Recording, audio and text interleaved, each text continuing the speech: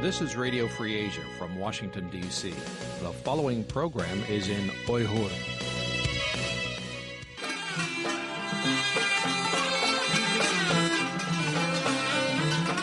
Erkin Asya Radyosu. Erkin Asya Radyosu.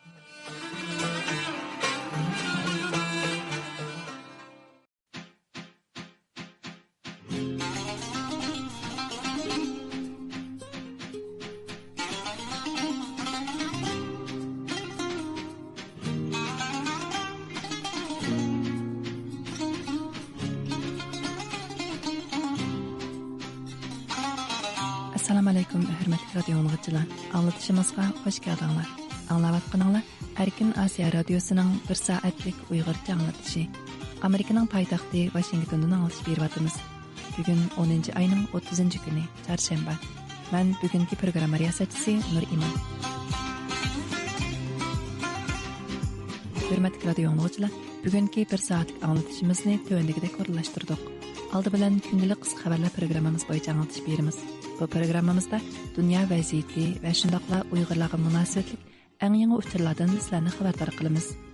Gündəlik qısqa xəbərlər proqramımızdan keyin vaqe və mülahizə səhifəmiz boyunca anlatış berimiz. Bu səhifəmizdə öz müxbirlərimiz və dünyanın hər qaysı yerlərində turuşluq ixtiyari müxbirlərimiz tayarlagan təfsili xəbər analizi, söhbət və məxsus proqramlar diqqətinizdə buludu. Programlarımızı yaxtırıb anlaşılmanı ümid qılımız. Möhtərəm radio dinləyicilər, proqramımızın gün tərtibi boyunca aldı bilan müxbirimiz Cavlan tayarlagan gündəlik qısqa xəbərlər diqqətinizdə bolsun.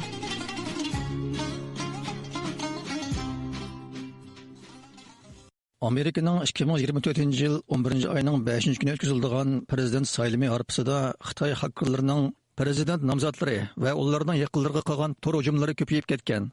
New York Vakti gazeti 29 oktyabr e'lon qilgan bir xabarda aytilishicha, Xitoy hakkerlari Amerikaning telefon aloqa sistemasiga kirib, sobiq prezident Donald Trumpning oilasi va Biden hukumati amaldorlarini hujum nishoni qilgan.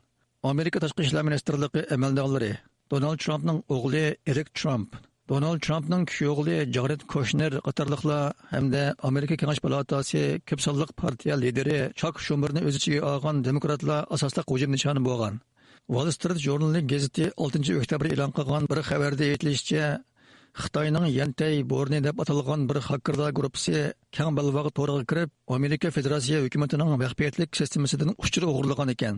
Reuters agentligi 29 oktyabr e'lon qilgan xabarda ko'rsatilishicha, Amerika tashqi ishlar ministrligi va Trump oilasi bu hakkerlik voqeasi haqida hech qanday inkos qaytarmagan. Aqsaray hamda Davlat xavfsizlik idorasi tor bexatarligini nazorat qilish organimi bu vaqt uchur qaytarmagan. Xitoy bu xil hakkerlik hujumining parda oqsida rol o'ynayotganligini inkor qilib kelayotgan bo'lib, Xitoyning Washingtondagi elchixonasi bu vaqt so'ralgan savolga javob bermagan. Amerika Kommunizm Qurbonlari xotiri fondining oliy tadqiqotchisi Adrian Zenes 29 oktyabr kuni X hisobida bir yurish uchur e'lon qilib, Sinka podcast blogining riyosatchisi Kaysar Kovning Xitoy Xinhua muxbirlari bilan o'tkazgan suhbatida Xitoyning majburiy emgak siyosatini oqlaganligini tanqidlagan. Adrian Zenes Amerikada yashayotgan hamda nisbatan erkin fikr qildigandek ko'rinib, o'ziga xaridor to'plagan Kaysar Kovning maqsadini oshkorlab mundaq degan. Kaysar Kov 2 nafar Xinhua muxbir bilan o'tkazgan suhbatida ular uchun bir taraflik sahna hozirlab bergan hamda Xitoyning jamiyatdagi qiyinchiliklarni unumli hal qilganligini o'tirg'a qo'ygan. Ular buningga Uyg'ur emgak kuchlarini yo'tkashning majburiy emgak emasligini misol qilib ko'rsatgan. Adrian Zenes bu suhbatda Xinhua muxbiri Yang Liuning Xitoy hukumati Xitoycha usul bilan davlat ichidagi ijtimoiy masalalarni hal qildi degan gapini, andin Uyg'ur emgak kuchlarini yo'tkashni buning bir misoli qilib ko'rsatganligini tanqidlagan. Adrian Zenesning ko'rsatishicha, Yang Liu bu yerda majburiy emgakni faqat Xitoy bilan Amerika o'rtasidagi masala deb qaragan bo'lib, Amerika hukumatining Xitoydagi Uyg'ur emgak kuchlarini yo'tkash planini majburiy emgak deb qaramaslikka kerakligini aytgan. Kaysarko uning so'ziga raddiya bermayli qolmasdan, Yang Liuning Xitoy-Amerika munosabatlari haqidagi qarashlariga qo'shiladiganligini bildirgan. Hamda bu yerda Uyg'urlarga qilingan kishilik huquq dafsandachiligi masalasining yo'qligini, balki Amerikaning o'z markazchilik siyosatining rol o'ynayotganligini ta'kidlagan. Adrian Zenes uchurda yana mundaq deydi. Bu dal Şinjanning navbatdagi tashviqotiga, ya'ni bu rayonda yo'lga qo'yilgan siyosatlarni, nomratlarni yo'lash, taraqqiy qildirish, ishga o'rinlashtirish va asabiylikni tugutish deb tasvirlashiga dal mos keladi. Bu yerda Xitoyning davlat taratqusiga xizmat qiladigan ikki muxbirni ziyorat qilib, o'xshamagan fikr elish boshqa ish. Xitoy hukumatining majburiy siyosati bo'libmi Xinjiang siyosatini Xitoycha usul deb aqlash hamda buningga raddiya bermaslik boshqa bir ishdir. Ma'lum bo'lishicha, Kaysarkoning asli ismi Go Yiguang bo'lib, o'z vaqtida Xitoyda dang qozongan Tang sulolasi musiqa atirtini qurgan shaxs ekan.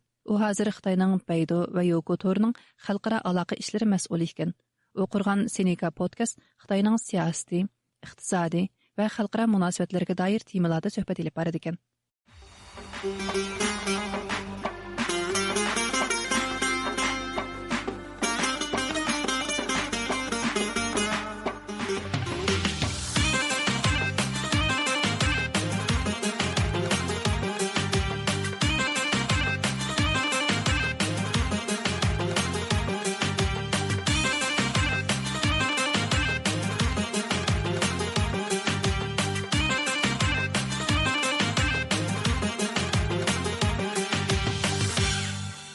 Xitoy Tinch okeanda qit'alararo zarba beradigan boshqariladigan bombani sinov qilib qo'yib bergandan keyin Avstraliya boshqariladigan bomba mudofaasini kuchaytirish bilan birga yiroq musobiq zarba beradigan bombalarni ko'plab ishlab chiqarmoqchi bo'lgan. Al Jazeera qonuni 30 oktyabr e'lon qilgan bu xabarga ko'ra, Xitoy Tinch okeanda qit'alararo boshqariladigan bombani sinov qilib qo'yib bergan. Bu voqea qo'shni davlatlarda g'oyat zo'r andisha paydo qilgan bo'lib, bundan keyin Tinch okeanning boshqariladigan bomba davriga kirdiganligidan signal bergan. Avstraliya davlat mudofaa sanoati ministri Pat Conroy 30 oktyabr bu vaqtda so'z qilib, Avstraliyaning boshqariladigan bombadan mudofaa ko'rish ham zarba berish iqtidorini kuchaytirganligini, bu jihatda Amerika, Yaponiya, Janubiy Koreya qatorliq ittifoqdoshlari bilan zich hamkorlashadiganligini bildirgan. U mundaq degan: "Biz nemishqa texnik ko'p boshqariladigan bombaga muhtoj. Chunki Amerika bilan Xitoy o'rtasidagi strategik raqobat Avstraliyaning xavfsizligiga bevosita ta'sir ko'rsatadi. Bu raqobat bizning rayonimizda, ya'ni Hind Tinch okean rayonida eng shiddatli bo'ladi" degan. Uning bildirishicha, Xitoyning qit'alararo boshqariladigan bombasining uchish oraliqi 11 ming kilometrga yetadigan bo'lib, Avstraliyaning Shimoliy dengiz tavalligiga tushadi ekan. Shunga Avstraliya boshqariladigan bombadan mudofaa ko'rish uchun dengiz armiyasiga SM-6 tipli boshqariladigan bomba o'rnashtirdi ekan. Shundaqla Amerika bilan birlashib yadroliq suvosti kemisini taraqqiy qildirdi ekan. Yevropa o'zining mashina bozorini qo'g'dash uchun Xitoyning tok avtomobillariga 45% tamojna bejib qo'ygan. Bu ahvol Yevropa bilan Xitoy o'rtasidagi savdo jangini keskinlashtirishi mumkin ekan.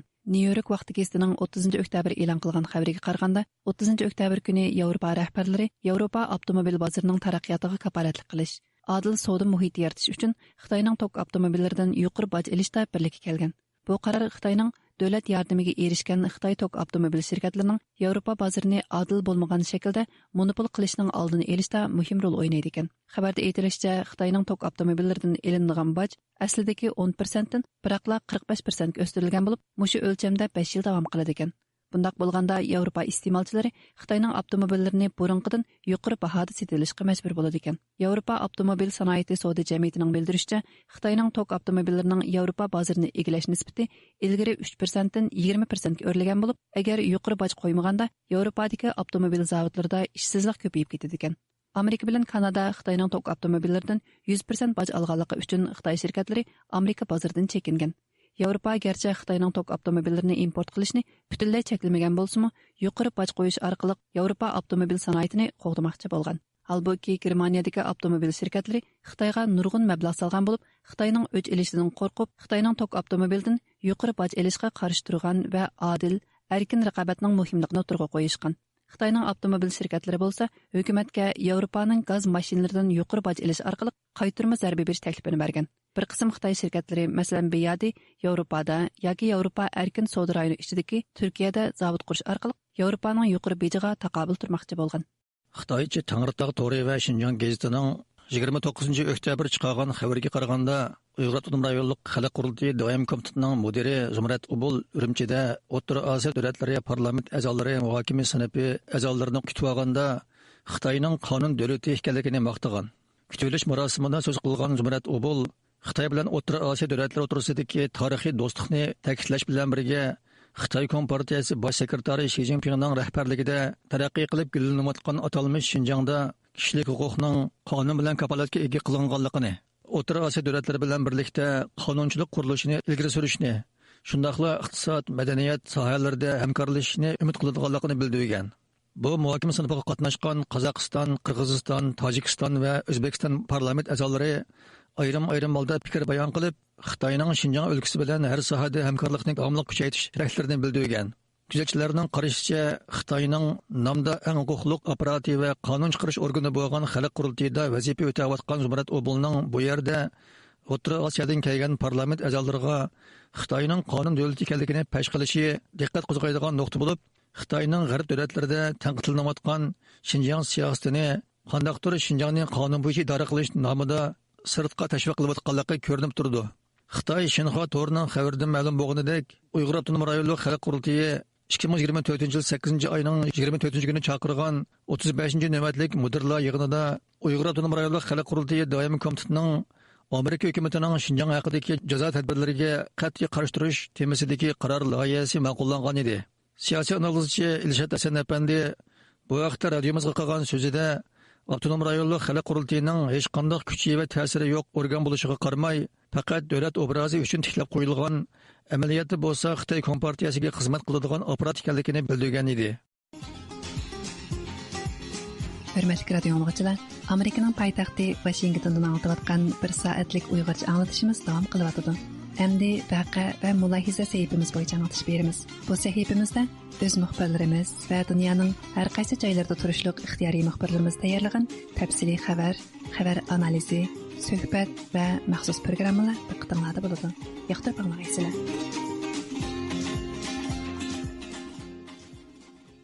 Dünya Uyghur Qurultayının 8-ci növbətlik qurultayı 27 oktyabr günü ayaqlaşqan olub, bu günü qurultayının yeni növbətlik rəhbərləri saylab çıxıldı. Qurultayının yapılış mərasimində yenidən saylanğan qurultay rəisi Turğuncan Alavudin söz qılıb, qurultayının bunundan keyinki planları haqqında toxtaldı. Tövəndə bu vaxtki təfsilatlarını Şveysariyada turuşluq ixtiyari müxbirimiz Habibullah İzzetdən anlaysınlar. Bosniyada 24 oktyabrdan 28 oktyabrgacha chaqirilgan 8 navbatlik Dunyo Uyg'ur qurultayi umum vakillar yig'iniga bir qism davlatlarning diplomatlari, Bosniyadagi elchilari va kuzatuvchilar qatnashgan bo'lib, ular qurultay haqida turli qarashlarga ega bo'lgan. Biz bu munosabat bilan bu qurultayga taklif bilan qatnashgan Turkiya parlamenti a'zosi, Kelajak partiyasi muavin raisi Selçuk Özdağ apandini ziyorat qildi. U o'zining bu qitimqi qurultaydan his qilganlarini va bundan keyin Uyg'urlar uchun Turkiya parlamentida texnik ko'p kuch chiqarganligini bildirib o'tdi. 20 yıl önce vatanlarından uzaklaştırılmak istenen, daha doğrusu 1949'lu yıllardan itibaren toprakları işgal edilen Doğu Türkistan'da yaşayan Uygur Türkleri 20 yıl burun vatanlardan uzaklarga sürülgen Uygurlar tekimi doğrusu 1949 yıldan keyin vatanları işgal kılınan Şarkı Türkistanlıklar özlerinin mevcutluğu için bir Uygur diasporasını şekillendirdi. Şundakla men işinimenki bir günü Birleşken Devletler Teşkilatı'daki o bayraklar katarıga bu bayrak mı koşuldu? Şarkı Türkistan'da mı kök bayrak lepildeydi. Men Türkiye'ye qaytgandan keyin sobiq rais Dulqin Aysani Türkiye'ye taklif qilaman. Partiyamizning Grupa yig'iniga da'vat qilaman. Sharqiy Turkiston davosini Yevropada qo'llab kelayotgan Milliy Görüş Tashkilotining raisi Murat Ilari bu qitimqi yig'inga o'zining tashkilotidan bir hayat bilan qatnashgan edi. U o'zining bu qitimqi qurultay orqali Uyg'ur muhojirati haqidagi o'ylaganlarini o'ttirib qo'ydi. Evet, 75 yıldan beri Çin'in Doğu Türkistan'da uygulamış olduğu soykırım, etnik temizlik, kültürün, inancın, tarihin yok edilmesi karşısında Uygurlu kardeşlerimizin çok ciddi bir direnci var. Aliya'nın dediği gibi şu anda Aliya İzzet Begoviç'in de topraklarındayız. Dostlarımızın suskunluğu asıl bizi üzen. Özellikle İslam ülkeleri başta olmak üzere dünyadaki egemen güçlerin, uluslararası kurum ve kuruluşların bu zulüm karşısında, bu soykırım karşısındaki sessizliği üzüntü verici. O sözü de biz Şarkı Türkistanlı qarindoshlarımızdan bu yerdeki zulüm ve qirg'inchilikni to'xtatish uchun ciddi bir şekilde tarqoq harakat qilishdan tashkilotlanishga qarab yuzlanayotganligini ko'ryapmiz. Biz şu an Bosniyaning qurg'uvchisi Aliya İzzet Begovichning yurtida. Xuddi uning degandek bizni azoblaydigani Sharqiy Turkiston Türkistonda davom qilayotgan zulmdimi bakrak, bu zulmga tomoshabin bo'lib qolgan o'z qarindoshlarimizdir. Qarindoshlarimiz Xitoy bilan tijorat qilganda, bir narsa setib olganda, bu nada ishlandi, nadin keldi deb diqqat qilish kerak. Mushu shaklda har tarafdan Xitoyga bir besim shakllantirganda, ondan bir natijaga erishimiz. Turkiya parlamenti a'zosi, Turkiya yangidan Refah partiyasi muavin raisi Doğan Bekinmo radyomuzning ziyoratini qabul qilib, mundoq dedi. Biz tabii yeniden Refah Partisi olarak hangi coğrafyada olursa olsun ezilen Müslümanların sorunlarıyla ilgilenmek için mükellefiz. Bunlardan birisi de Uygur Türk soydaşlarımızdır. 1949'da toprakları Çin Halk Cumhuriyeti tarafından işgal edildi. Biz yeniden Refah Partiyasi dünyanın nerede olsun bir zulüm mevcut olsa, biz şunu Türkiye parlamentida o'ttirib qo'yish mecburiyetimiz var. Şundaqla Şarkı Türkistan'da mevcut vaziyet mi? Bunun içinde 1949 yılı Şarkı Türkistan'daki 5%'lik Xitay nüfusunun hazırki özgürüşü bir xatarlik ahval. Bu qitimki qurultayga Türkiye'den diplomatlar ve parlament a'zolaridan başka yana Şarkı Türkistan teşkilatları vekilleri mi qatnaşkan bulup, bular Şarkı Türkistan Teşkilatları Birliği muavin reisi Lokmancan Hira, Ölümalar Birliği baş teftişi Abdulahad Uçqun, Şarkı Türkistanlıklar Federasyası Reisi Kudret Gulca qatarlıqlardır. Bu münasebet bilen bu mehmanlarını ziyaret kıldık. Şarkı Türkistan Teşkilatlar Birliği'nin muavin reisi Lokmancan Hira özünün kurultay haqidagi göz qarashlarını bayan kıldı. Ben bu qitimliq qurultayga Xalqaro Sharq Turkiston Teşkilatlar Birligiga vakolatan keldim. Bu mening tunji qitimliq qurultayga qatnashishim. Men qurultayga qatnashgandan keyin mushu qurultay vakillari va saylam haqidagi ahvolotlarga o'z ko'zimiz bilan shohid bo'ldik. Buningki adil bir şekilde elib berilganligiga nayte demokratik bir uslub bo'yicha kuzatuvchilarninki kuzatishi ostida va bizga o'xshash qaytilgan mehmonlarninki shohidligida degandek yaxshi bir elib berildi deb o'ylayman va men buni ayta hayajonlandim. Hamda buningdan keyin qurultaydan kutadiganim bo'lsa, vatan millat da'vosi yo'lida nurg'unlagan jafo mushaqqatlarni tatib bugungi kelgan bo'lsa, hamda buningdan keyinmi har qanday bir qiyinchiliklar oldida bosh egmasdan vatan millatning mustaqilligi da'vo yo'lida to'xtovsiz izlanishini umid qilaman. Ham shundoq bo'lishiga tilakdoshligimni bildiraman. Uyg'urlar haqida maxsus tadqiqot olib berayotgan Turkiya Hacettepe Üniversitesi doktoranti Ahmet Ertanmo o'zining ko'z qarashlarini o'ttirib qo'yib mundoq deydi. Şimdi kurultaya gelirsek, kurultayda şunu gördüm. Burada gerçekten ciddi bir yapılanma var ve Uygur halkının temsiliyetini uluslararası kuruluşlarla bir şekilde müzakere eden, Uygur halkının çektiği zulmü bir şekilde dile getiren ve bunu bütün dünyayı duyurmaya çalışan Kurultayda ben şunu gördüm. Kurultayda hakikaten ciddi bir özgürlük mevcut. Uygur halkının tartıvatkan zulümlerini, halkarada gün tertipke ekilivatkan, Uygurlarına avaz buluvatkan bir organ alık gelgenlikini gördüm. Bu programını Şveysariyadan Habibullah İzci tayarladı.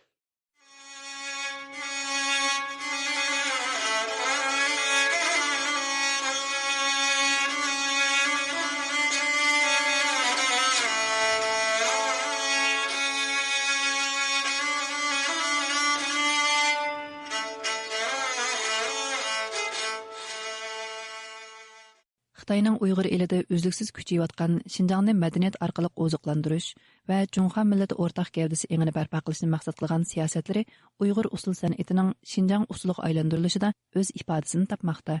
Muhojiratdagi usul san'atkorlari bo'lsa, o'zining haqiqiy an'anaviy tusi va milliy alohidliklaridan ayrilib, Xitoyning Şinjan yaxshi joy tashviqot quroliga aylanib kelayotgan Uyg'ur an'anaviy usullarini saqlab qolishning ta'xirsiz bir holatga yetganligidan andisha qilmoqda.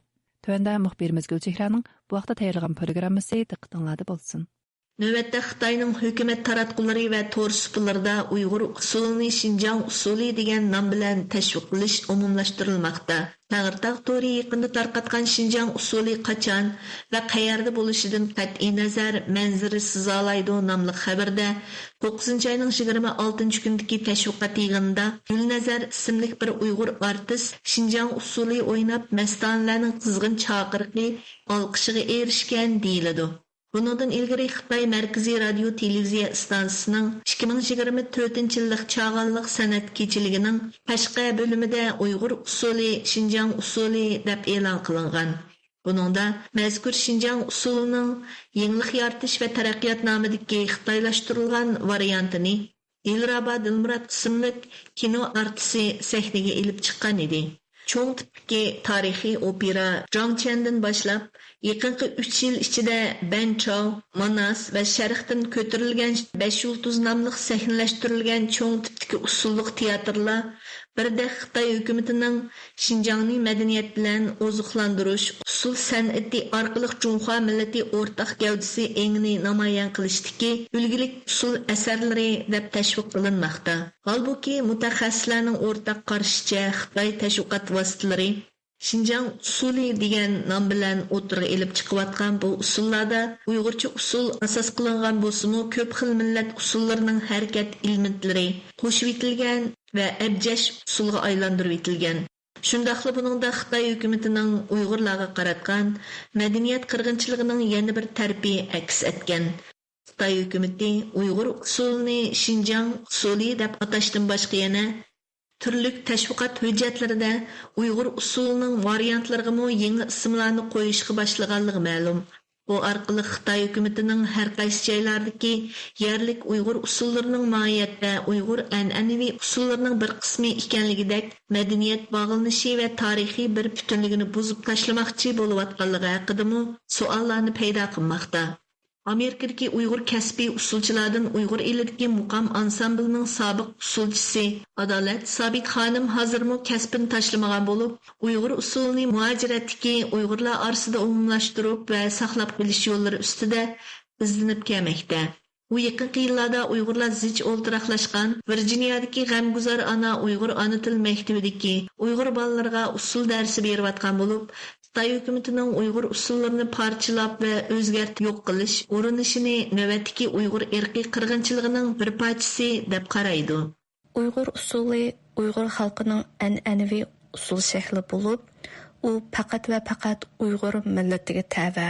Har joyning urf-odatlariga qarta o'xshash bo'lmagan ritmliq put, qo'l ishoratlari, jonliq chiroy ifodalari bilan farqlantirildi.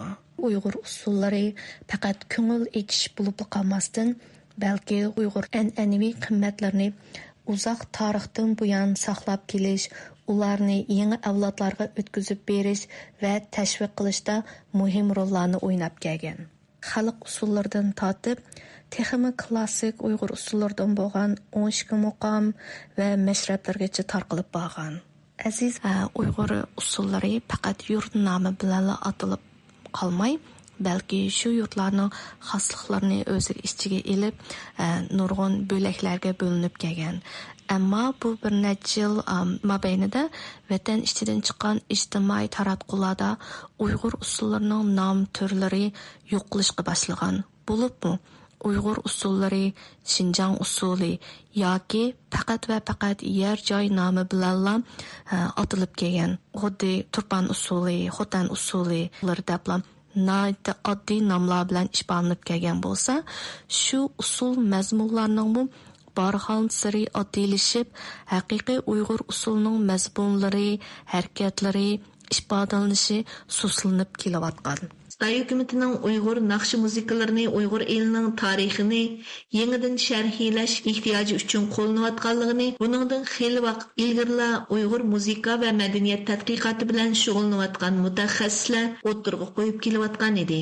Ma'lum bo'lishicha, 2023-yili Xitoy raisi Xi Jinping Şinjanni madaniyat orqali oziqlantirish orqali Junxo millati o'rtaq gavdasi engini uzluksiz mustahkamlash va shu orqali Uyg'ur elida abadiy aminlikni o'rnatish haqida yo'l yo'riq bergan.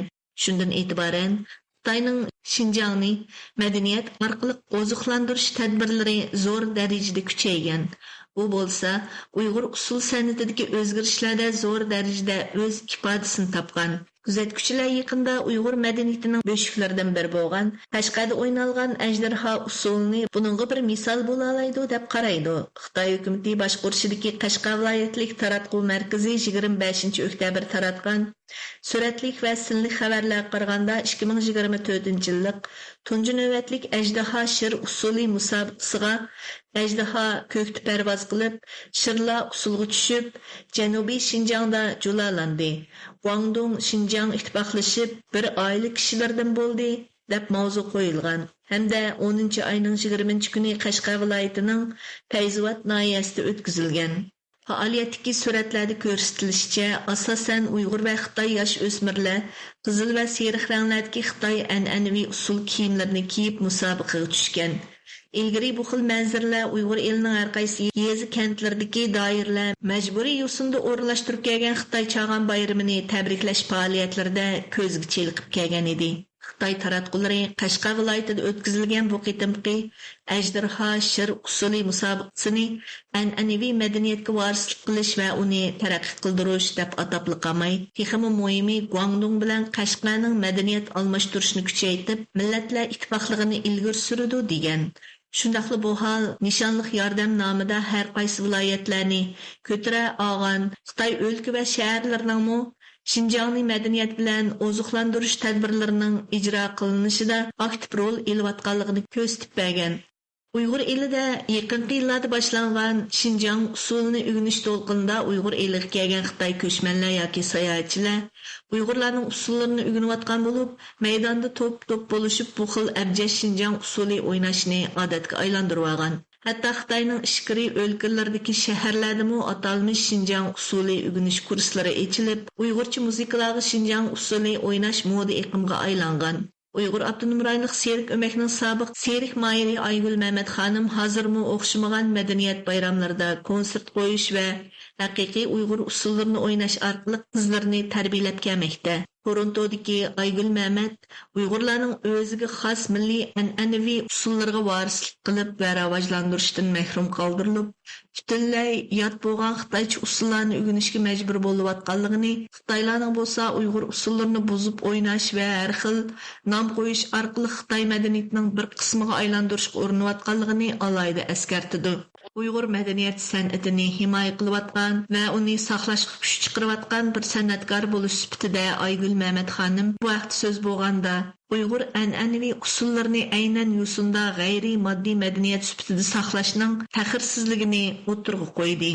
Uyg'urlarniki usul san'ati ham madaniyati bek boy, har bir yurtlarda o'z oldi vakillik qilgan usullari bo'ladi. Masalan, Turpanning Nozirqum, Qashqarning Sanami, Kuchaniki, Usan usuli degandek. Mush usullarniki hammasini o'z an'anaviy shakli bo'yicha saqlab qilish uchun millat usullarini saqlab qolgan organlarga iltimos qilib, bu madaniyatni shu o'zimiz saqlashimiz kerakda.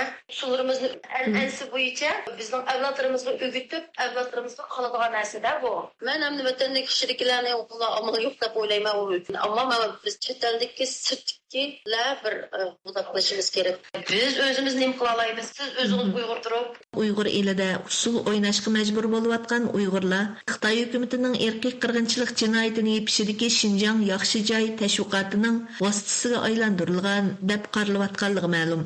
Kuzatuvchilarning qarashicha, bu jarayonda Uyg'ur usullari yana ismidan tortib jismigacha o'zgartirish va suiiste'mol qilinishdek vayronchilikqa duch kelmoqda.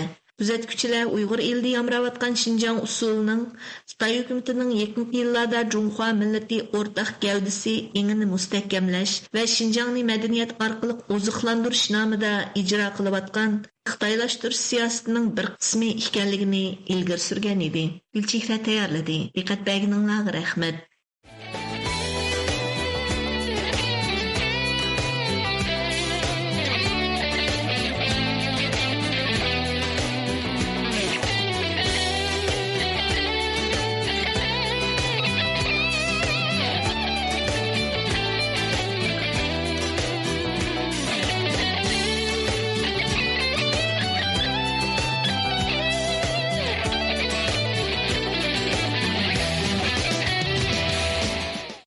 Xitoy Kompartiyasining organ gazeti bo'lgan Xalq gazeti maxsus xabar berib, Xitoy hukumatining 2017-yildan buyon zo'r mablag' ajratib, Uyg'ur avtonom rayonining Pamir egizligiga joylashgan Toshqo'rg'on Tojik noyasi tavasidagi taxminan 1300 gektar sho'rliq cho'lni munbat terilg'i yerga o'zgartganligini bildirgan. Bundaqda Xitoyning Pamir egizligida elib borgan unumsiz sho'rliq cho'lni terilg'i yerga aylantirish turining haqiqiy maqsadi nima?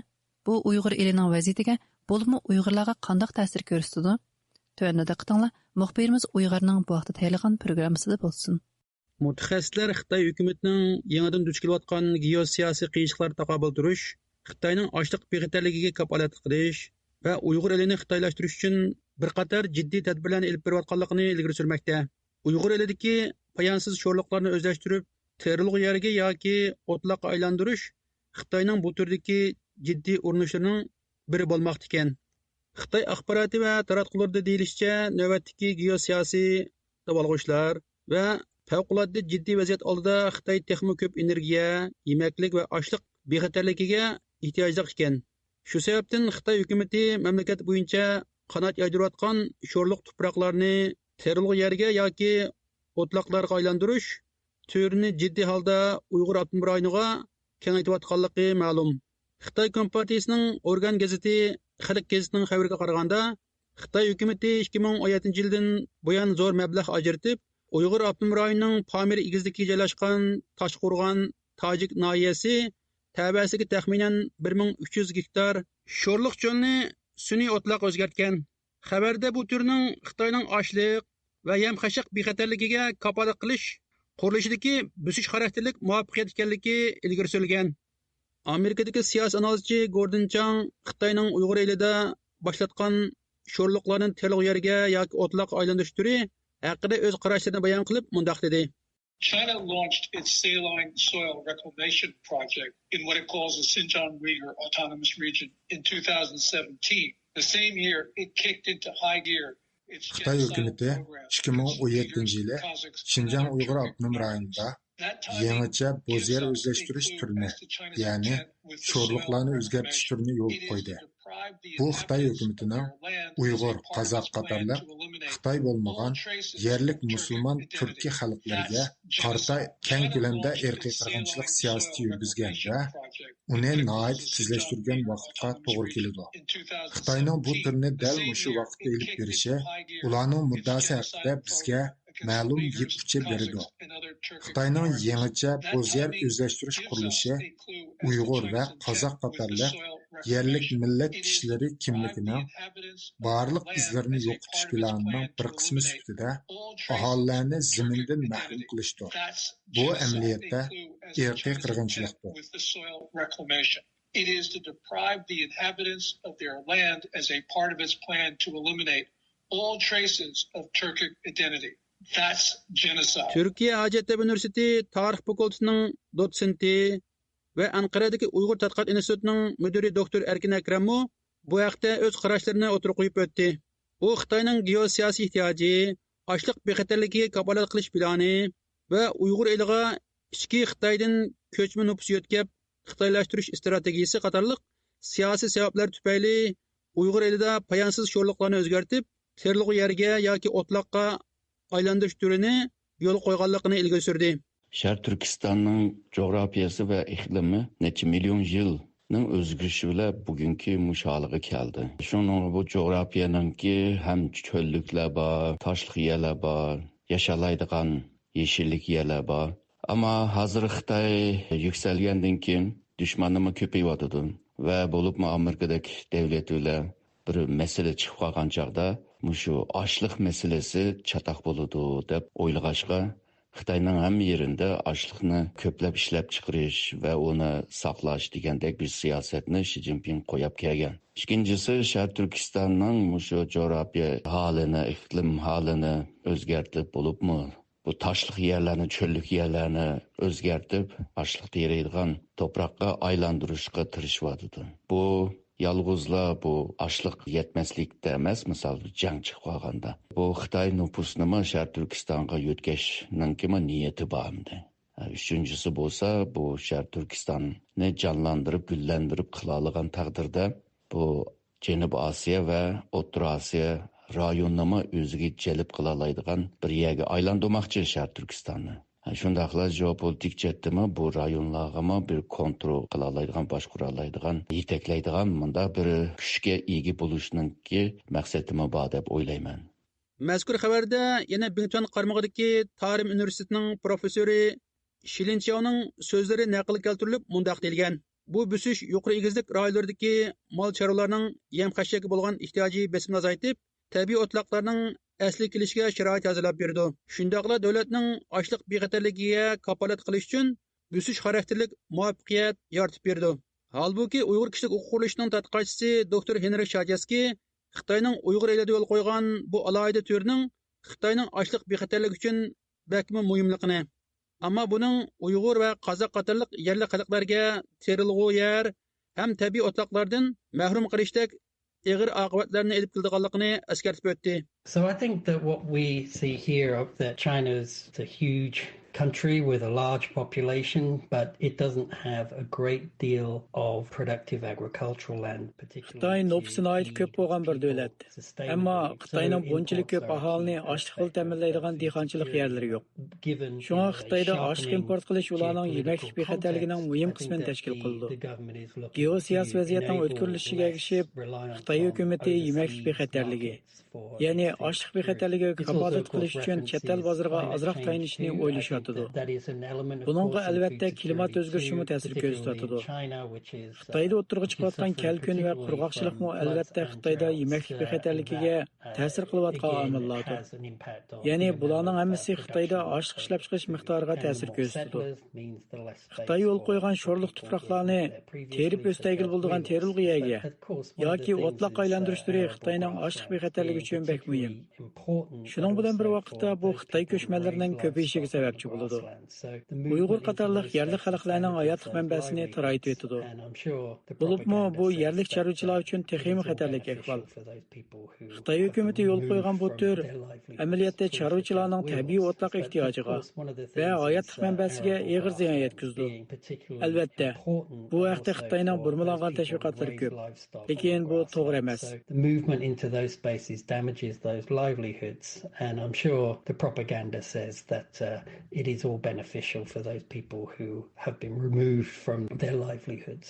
Yaqin yillardan buyon Xitoy hukumatining yer tevrashga chidamliq uy qurilishi va xalqning nabratlikni qudirish degandek nomlarda Toshqo'rg'onning tog'liq rayonlaridagi nurg'ulg'an yerlik aholilarni ko'chirib, tuzlanliklardagi yangi aholilar nuqtalariga yo'tganligi ma'lum.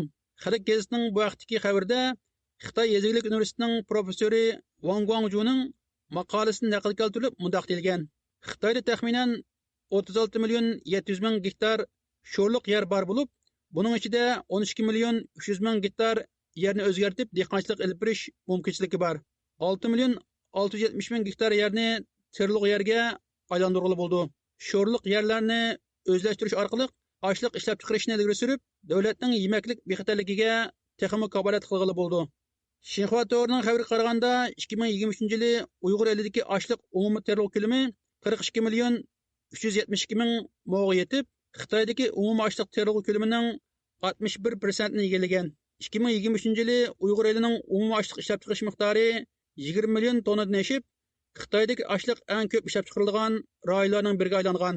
Uyg'ur elining afzal geografik o'rni, 4 fasli ro'shan bo'lgan iqlimi, keng ketgan munbat tuproqi va arzon emgak kuchi Xitoyning Uyg'ur elini Xitoydagi eng cho'ng ochliq ishlab chiqarish bazasi, shuningdek 5 cho'ng chorvachilik bazasining biri qilib qurib chiqish strategiyasini yo'l qo'yishga turtki bo'lganligi ma'lum. Qadrli radio anglag'uvchilar, bu programmani Washingtondan Uyg'ur tayyorladi.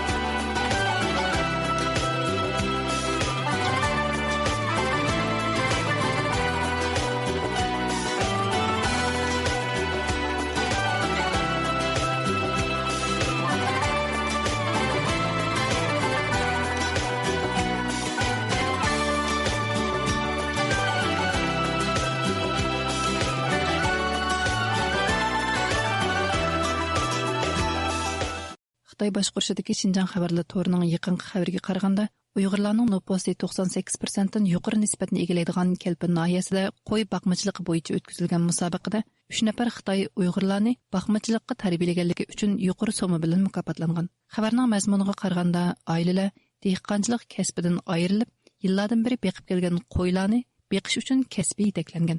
Undaqda bu aholilar hammasi o'z ixtiyorligi bilan kasb o'zgartishni qabul qilganmi? Ularning igdorchiligidagi yerlar qandoq bartaraf qilindi?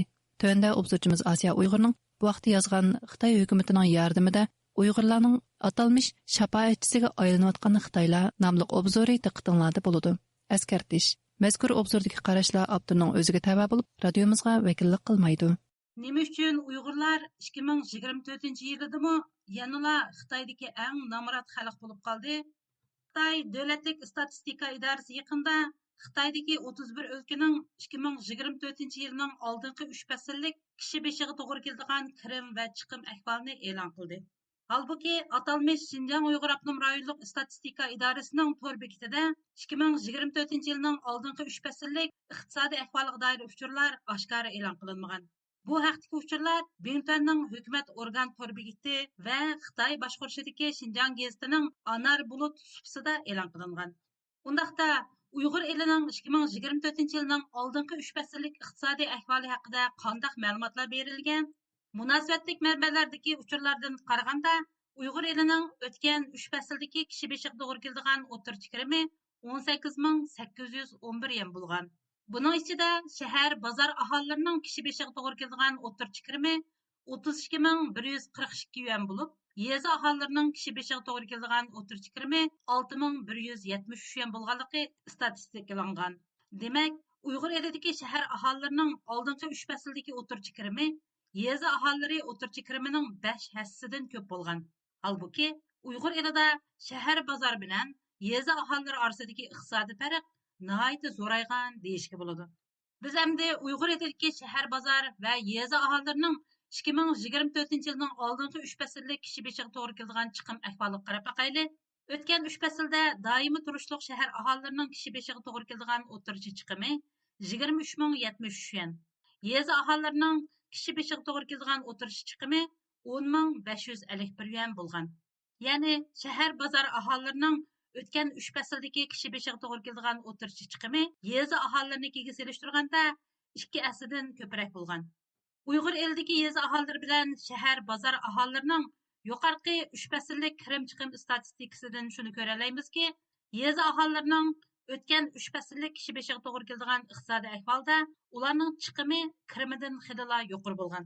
Uyg'ur elida navbatda qanchalik nisbatdagi Xitoy nufusining shahar bozorlarda yashaydiganligiga doir uchurlarni tepish qiyin bo'lsa-mu, ammo Beijing universiteti Jamiyatshunoslik fakultetining professori Xitoy ijtimoiy fanlar akademiyasi tadqiqot markazining tadqiqotchisi Li Jianshinning 2015-yili G'arbiy Shimol millatlar tadqiqoti jurnalida e'lon qilgan bir maqolasidan bu haqda uchurlarga erishalaymiz.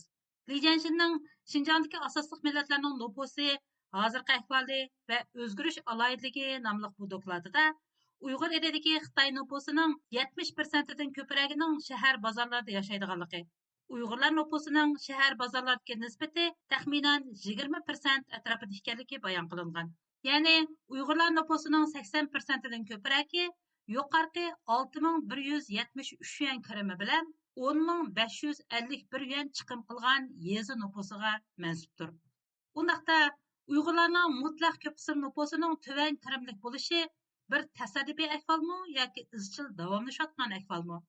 Bu haqda biz Xitoyning 2024-yildan avvalgi yillardagi e'lon qilgan statistikalik ma'lumotiga murojaat qilamiz.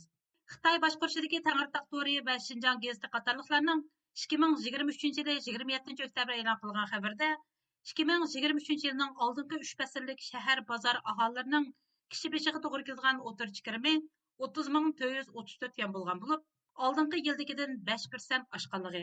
Yezi aholilarining o'tgan 3 fasllik o'tirchi kirimining 5673 yuan bo'lib, oldingi yildagi o'xshash mezgildagidan 8.6% oshganligi bayon qilingan. Ammo chiqim ahvoli haqida aniq ma'lumot berilmagan. Shundaqdimi, bu sonliq ma'lumotlardan Uyg'ur elidagi yezi aholilari bilan shahar bozor aholilari orasida g'oyat zo'r iqtisodiy farqning mavjudligini ko'rib yetalaymiz. Texmi muhimi, yeza aholilarining kirimi izchil holda shahar bozor aholilarining kirimidan 5-6 hassa tuvan holatni saqlab kelgan. Bundaqda Uyg'urlarning ahvoli bilan Xitoyning boshqa o'lka va avtonom rayonlardagi xalqlarning kirim chiqim ahvolida farq mavjudmi? Biz Uyg'ur elidagi aholilarining kirim chiqim ahvolini Xitoyning taraqqiy topgan o'lkalari bilan silishtira olmaymiz. Chunki ular oldin taraqqiy qildirilganlar bo'lib, iqtisodiy ahvoli oldinburun Uyg'ur va boshqa avtonom rayonlarnikidan eshib ketgan. Shunga bu yerda Uyg'urlarning iqtisodiy ahvolini faqat Xitoy tarafidan nomrod rayonlar deb qaralgan G'arbiy shimol rayonlaridagi xalqlarning ahvoli bilan selishtirib ko'rsaklar kifoya. Tibet avtonom rayonining siyosiy muhiti Uyg'urlarnikidan ko'p farqlanmaydi. Ammo iqtisodiy ahvolda yanada farqlar mavjud. 2024-yilning oldingi 3 faslda Tibetdagi yeza aholilarining kishi beshiga to'g'ri kelgan o'tirchi kirimi 13.547 yuan, chiqimi 8.334 yuan bo'lgan. Ningxia Tungan avtonom rayonidagi yeza aholilarining kishi beshiga to'g'ri kelgan o'tirchi kirimi 12.167 yuan, chiqimi 10.885 yuan. Ishki Mo'ng'ul avtonom rayonidagi yeza aholilarining kishi beshiga to'g'ri kelgan o'tirchi kirimi 14.753 yuan, chiqimi 13.279 yuan.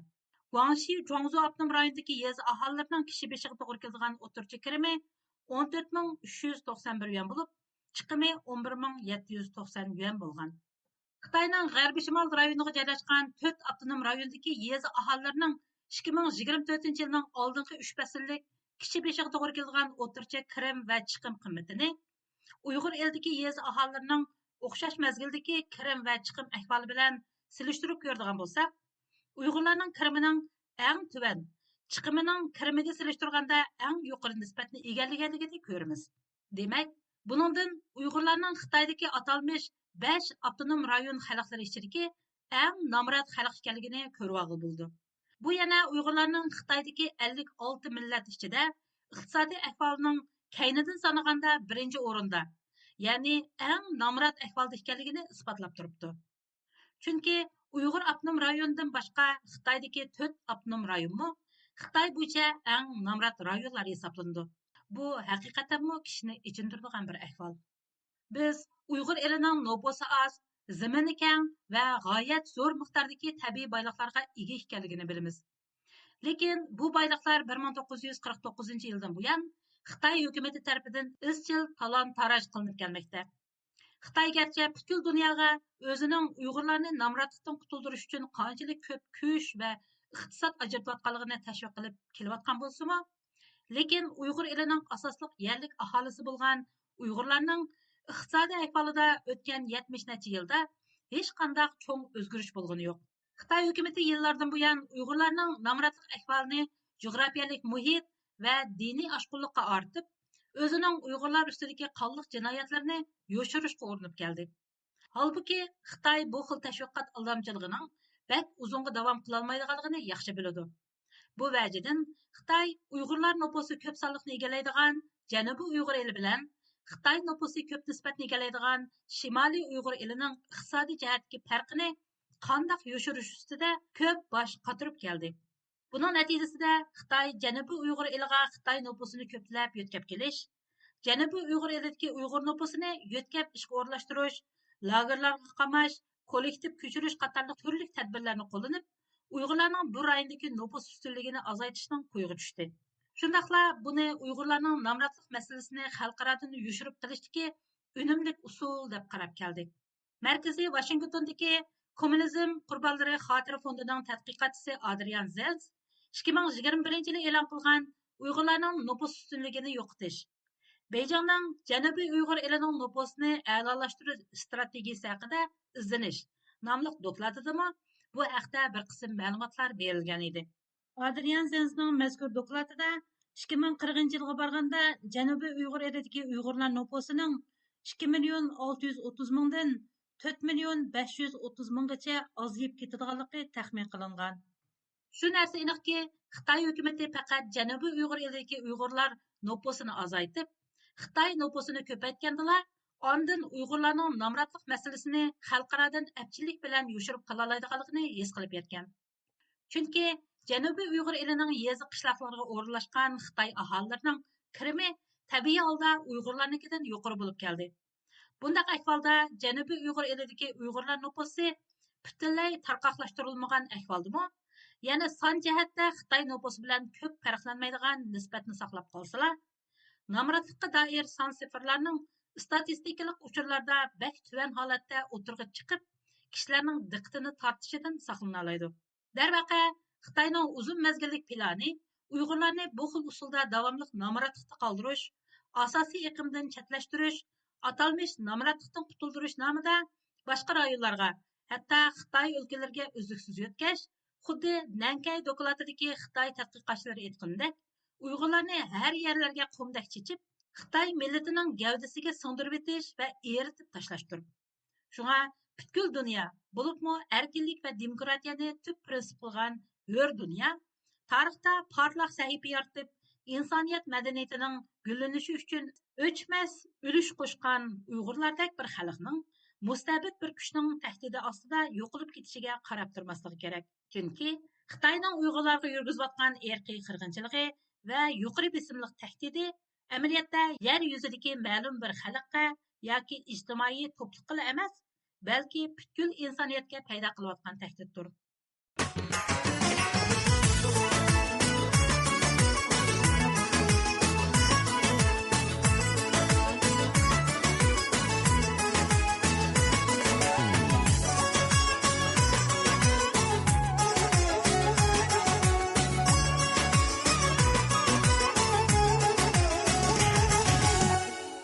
Xitoy nupusining qiyrilishish masalasi navbatda chet el axborotlari diqqat qilayotgan bir masalaga aylangan.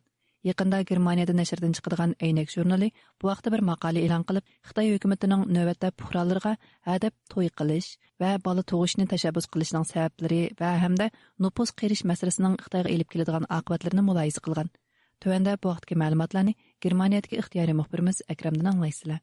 Germaniyada nashrdan chiqadigan bozor uchurlari gazeti 28 oktyabr e'lon qilgan Xitoydagi iqtisodiy kasodchilik o'qituvchilarning tarixiy mag'lubiyati nomli xabarda bayon qilishicha, Xitoy davlatlik statistika idorasi bu yil o'tgan yilning o'xshash mezgiliga solishtirganda Xitoy iqtisodining 27,1% chekinganligini o'ttirib qo'ygan.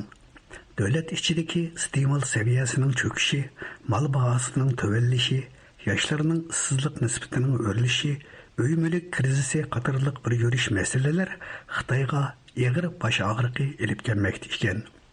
Xabarda bayon qilishicha, bu yil Xitoydagi chet el shirkatlarining foydasi 1,15% eshib 1 trillion 300 milliard yuanga, ya'ni taxminan 170 milliard yevroga yetgan bo'lsa-mu, ammo Xitoyning davlat egiligidagi korxonalarning foydasi 6,15% tuvallab 1 trillion 720 milliard yuan, ya'ni 225 milliard yevro ziyon tortgan.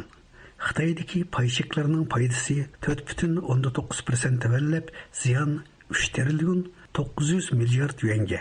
Xususiy shirkatlarning ziyoni 183 milliard yevroga yetgan. Bu qadar og'ir chekinish Xitoy iqtisodining taraqqiyotiga zo'r to'salg'ular paydo qilmoqda ekan.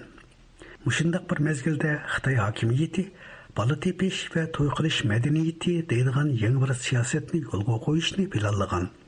Germaniyada nashrdan chiqadigan Aynak jurnali 29 oktyabr e'lon qilgan Xitoy bola tepish va to'y qilish madaniyatini planlayotdi nomli xabarda o'tirib qo'yishcha, Xitoydagi nupus tez suratda qirayotgan bo'lib, 2050-yilga borganda 60 yoshdan alqaqanlarning soni Xitoydagi umumiy nupusning 1/3 qismini tashkil qiladi ekan.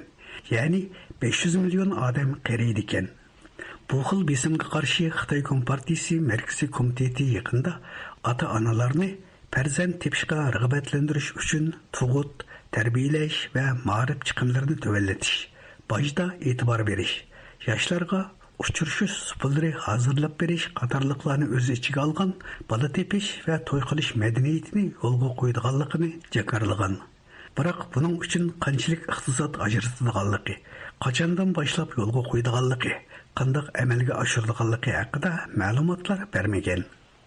Agar haqiqatan bundaq bir siyosat yo'lga qo'yilsa, erkiy qirg'inchilik ijro qilinayotgan, majburiy emgak davomlashayotgan, qancha million Uyg'urning turma yoki jazo lagerlariga qamalganligi, bularning 900 mingdan ortiq farzandining hukumat tarafidan yig'ilinib tarbiyalanayotganligi, hatto lagerlarda Uyg'ur ayollarining majburiy tug'mas qilinganligi, qarnidagi bolalarning majburiy elib tashlanganligi ilgari surilayotgan Uyg'ur diyorining vaziyatiga bu yangi siyosat qanday ta'sir ko'rsatishi mumkin?